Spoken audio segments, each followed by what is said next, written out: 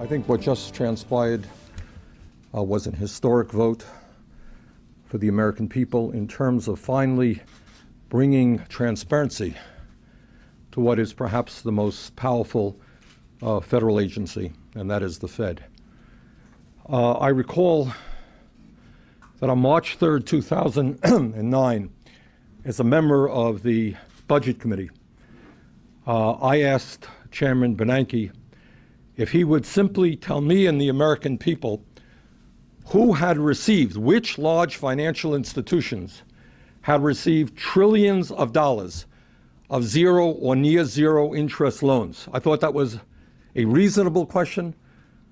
I thought the American people had a right to know. Mr. Bernanke said, no, Senator, I'm not going to tell you. Well, with the passage of this amendment, the American people are finally going to learn which large, powerful financial interest received trillions of dollars of zero or near zero interest loans.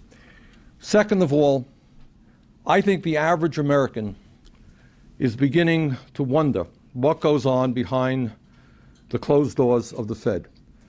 They wonder what happens when you have the Fed meeting with the heads of the largest financial institutions in this country.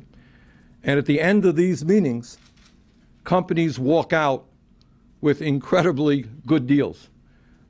In the case of Goldman Sachs, AIG was bailed out to the tune of some $185 billion, and it turns out that Goldman Sachs got $13 billion of that money. And that was a meeting that Lloyd Blankfein was involved in.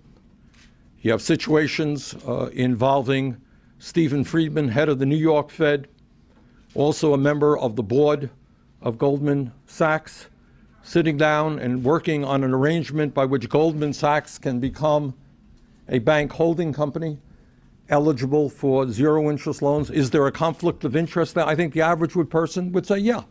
I would say yes. But that's what we're going to ask the GAO to take a hard look at.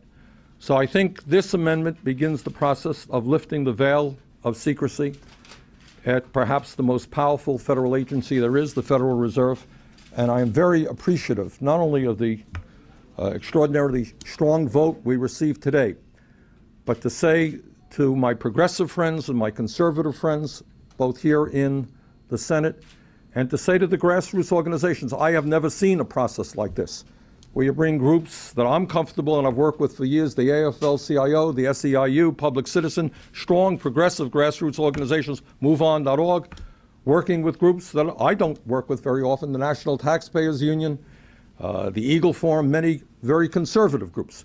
But I think what is beginning to happen as a result of strong grassroots efforts, the Congress is beginning to respond, and I think that's a great step forward for the American people.